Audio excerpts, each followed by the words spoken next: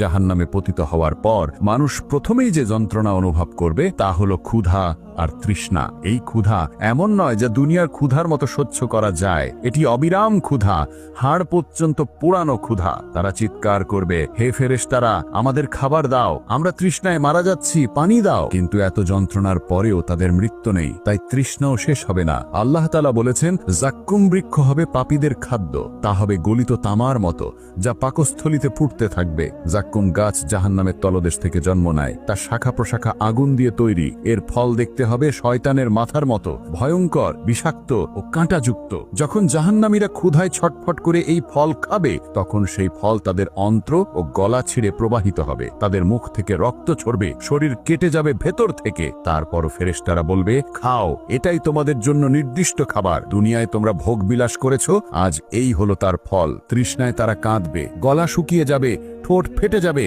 তারা বলবে, হে প্রভু, এক ফোঁটা পানি। কিন্তু তখন তাদের সামনে আনা হবে ফুসরে থাকা ফুটন্ত পানি। সেই পানি এতটাই গরম যে কাছে আনতেই তাদের মুখ পুড়ে যাবে। যখন বাধ্য হয়ে তারা তা পান করবে, তখন সেই পানি তাদের অন্ত্র গলিয়ে বেরিয়ে আসবে। আল্লাহ বলেন, তাদের দেওয়া হবে ফুটন্ত পানি, যা তাদের অন্ত্র বিক্ষত করে ফেলবে। কখনো তাদের পান করানো হবে দুর্গন্ধযুক্ত রক্ত আর পুজ, যা বের হবে অন্য জাহান্নামীদের ক্ষত থেকে। হাদিসে এসছে, জাহান্নামের লোকেরা যখন পানি চাইবে, তখন তাদেরকে দেওয়া হবে দুর্গন্ধযুক্ত পুজ। তারা তা পান করার চেষ্টা করবে, কিন্তু তা মুখে তুলতেও পারবে না, বারবার গলায় আটকে যাবে। তাদের মুখ থেকে বমি বের হবে, কিন্তু তবুও তৃষ্ণা মিটবে না। তাদের ঠোঁটে ঢালা হবে গলিত ধাতু, যা তাদের শরীরের ভেতরে ঠুকেই মস্তিষ্ক আর অন্ত্র গলিয়ে দেবে। তারা যন্ত্রণায় ছটফট করবে, চিৎকার করবে, কিন্তু ফেরেশতারা কঠোর চোখে দাঁড়িয়ে বলবে, আজ তোমাদের কান্না শোনা হবে না, আজ তোমাদের জন্য কেবল শাস্তি। জাহান্নাম কেবল আগুন নয়, এখানে রয়েছে ভয়ঙ্কর ঠান্ডা, এমন শীতলতা যা বরফের থেকেও ভয়ঙ্কর। তারা সেখানে জমে যাবে, ঠান্ডায় তাদের হাড় ফেটে যাবে, দাঁত ভেঙে যাবে, এমন শীতল বাতাস বইবে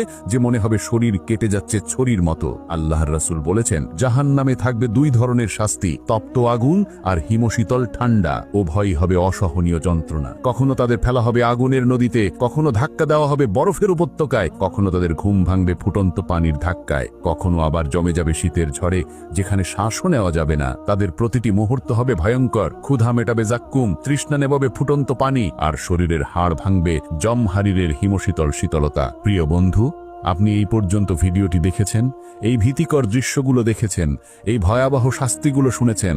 এখন আপনাকে সিদ্ধান্ত নিতে হবে, আপনি কোন জায়গায় থাকতে চান, জান্নাতে নাকি জাহান্নামে। এটা আপনার হাতে, এটা আপনার সিদ্ধান্ত। আপনার এখনো সময় আছে, আপনি এখনো শ্বাস নিচ্ছেন, তাই আপনার এখনো সুযোগ আছে। কিন্তু কতদিন পর্যন্ত? আজ রাত পর্যন্ত, নাকি আগামীকাল পর্যন্ত, নাকি পরের